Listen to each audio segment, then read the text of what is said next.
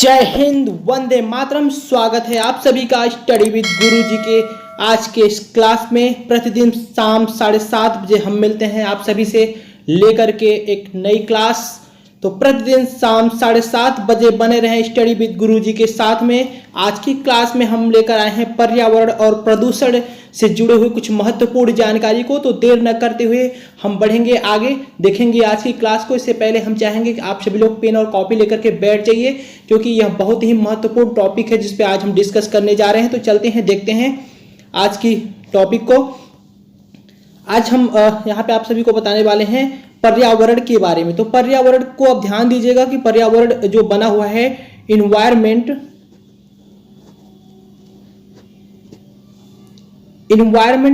शब्द जो है फ्रांसीसी भाषा के एनवायरनर से बना हुआ है। ध्यान दीजिएगा कि एनवायरमेंट शब्द फ्रांसीसी भाषा के एनवायरनर से बना हुआ है। किससे बना हुआ है? फ्रांसीसी शब्द एनवायरनर से बना हुआ है।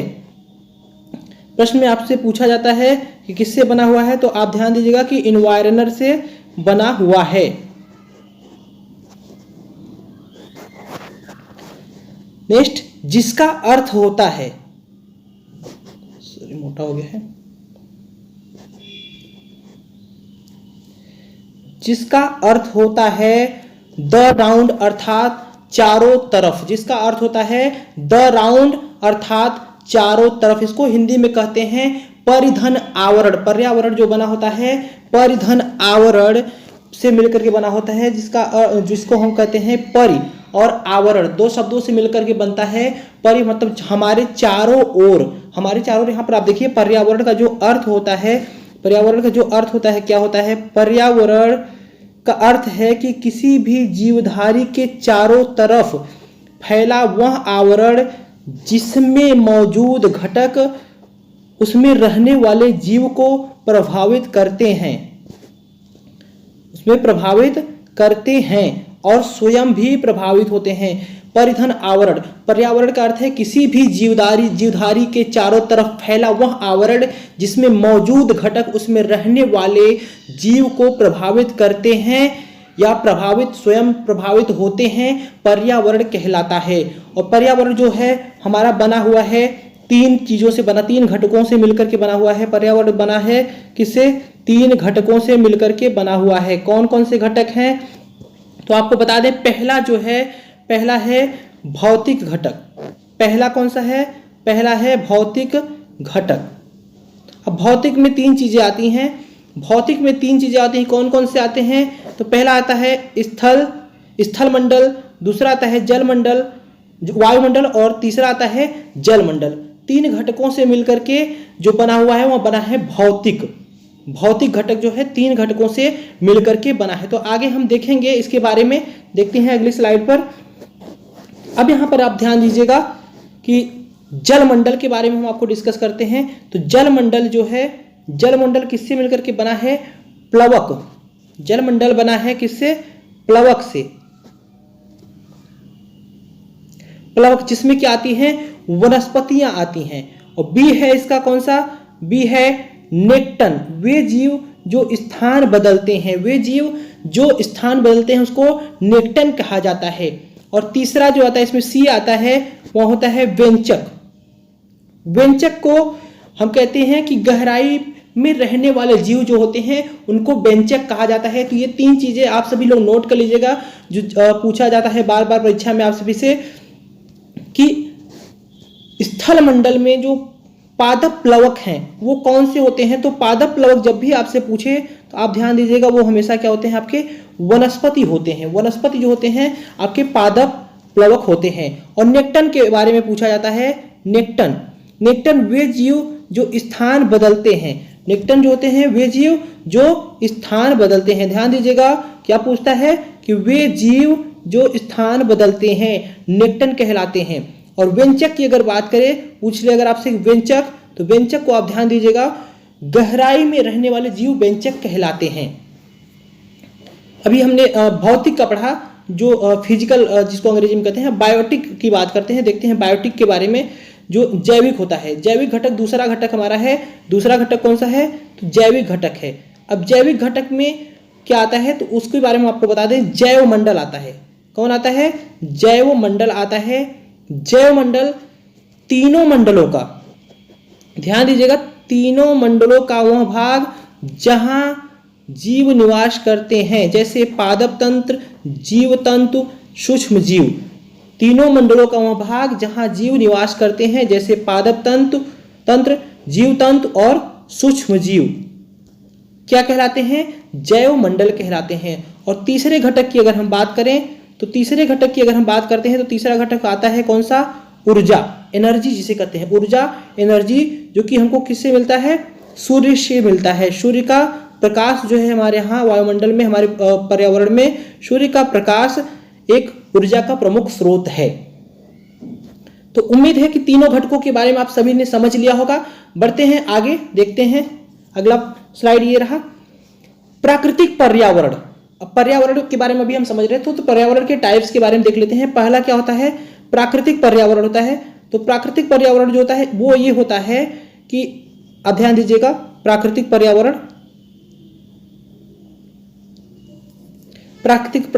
के बारे में हम डिस्कस करते हैं। तो इस पर्यावरण की दो विशेषताएं होती हैं। इस पर्यावरण की दो विशेषताएं होती हैं। कौन सी होती है, पहला होती है, इस पर्यावरण में प्रकृति ऐसा कोई भी पदार्थ उत्पन्न नहीं करती है जिसका विघटन संभव ना हो।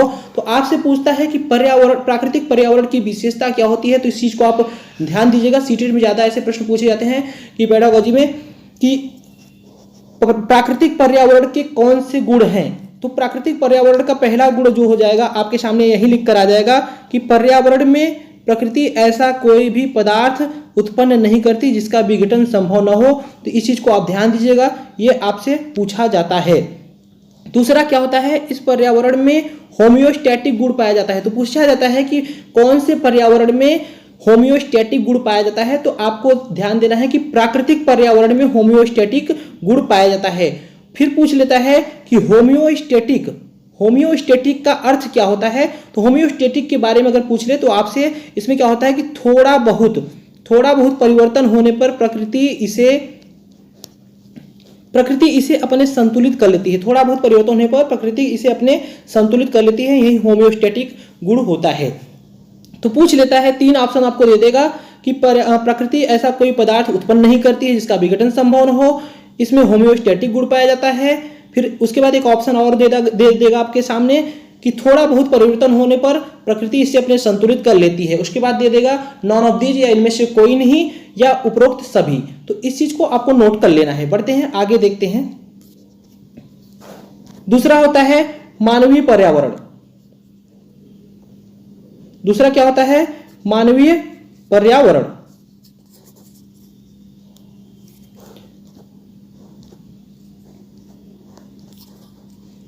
मानवीय पर्यावरण की अगर हम बात करें तो इसका निर्माण जो होता है मानव ने अपने तकनीकी ज्ञान के आधार पर किया है। ध्यान दीजिएगा कि मानव अपने तकनीकी ज्ञान के आधार पर किया है।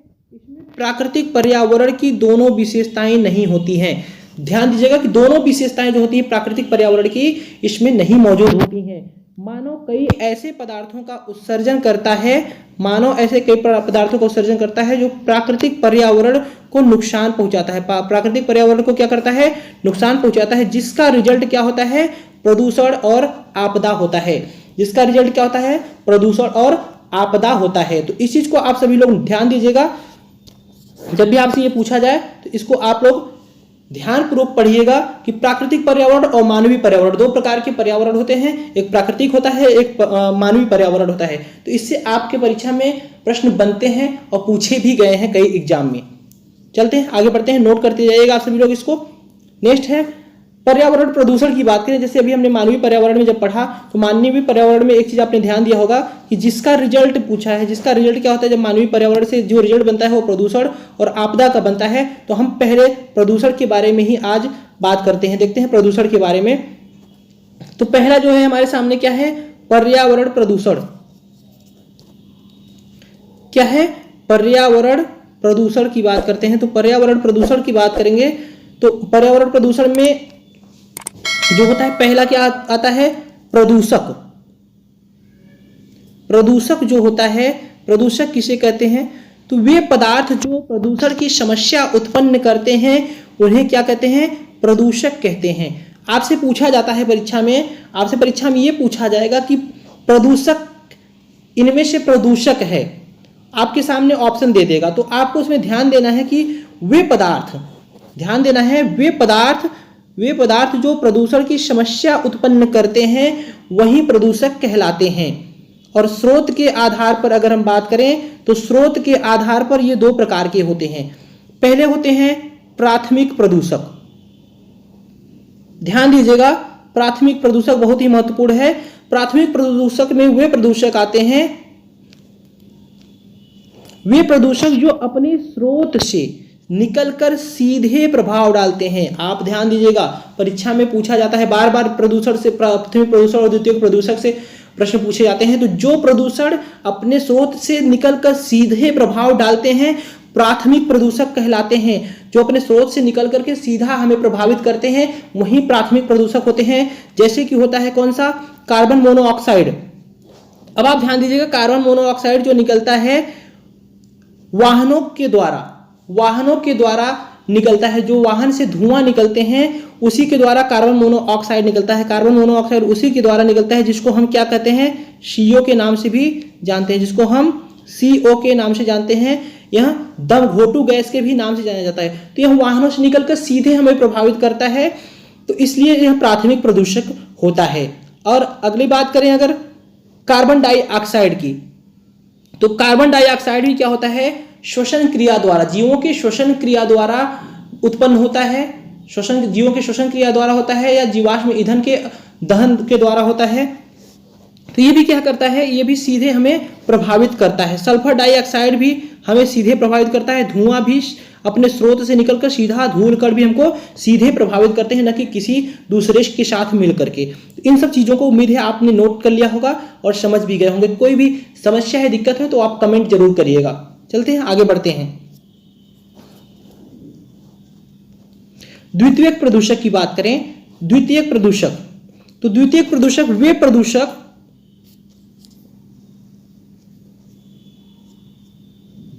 वे प्रदूषक जो किसी दूसरे पदार्थ से अभिक्रिया करके उत्पन्न होते हैं। अब ध्यान दीजिएगा, अभी हमने पहले प्राथमिक प्रदूषक की बात की, तो वहां पे क्या है कि अपने स्रोत से सीधे निकल करके प्रभावित करते हैं, तो वे प्राथमिक प्रदूषक होते हैं। लेकिन यहां पर क्या है? वे प्रदूषक जो किसी दूसरे पदार्थ से अभिक्रिया करके उत्पन्न होते हैं वह क्या होते हैं? द्वितीयक प्रदूषक होते हैं। तो द्वितीयक प्रदूषक में होता है, कौन सा होता है? सल्फर एसिड होता है, नाइट्रिक एसिड होता है, ओजोन होता है, पैराक्सिल एक्सीटाइल नाइट्रेट, जो कि हम बोलते हैं कि इसको पैन के नाम से भी जानते हैं। तो पैन के नाम से हम इसको जानते हैं, जो कि क्या होता है? एक वायु प्रदूषण होता है।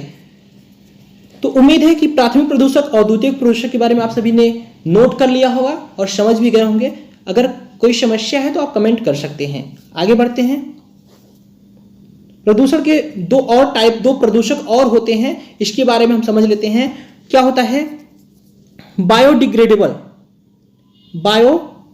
इसको बोलते हैं, बायोडिग्रेडेबल, जिसे हम कहते हैं जैव निम्नीकरण प्रदूषक। जैव निम्नीकरण प्रदूषक वे प्रदूषक जिनका विघटन सूक्ष्म जीवों द्वारा कुछ ही समय में संभव होता है, वह क्या होते हैं? बायोडिग्रेडेबल या जैव निम्नीकरण प्रदूषक कहलाते हैं। जैसे कागज, लकड़ी, सूती कपड़े, सीवर का पानी आदि, ये जो होते हैं बायोडिग्रेडेबल या जैव निम्नीकरण होते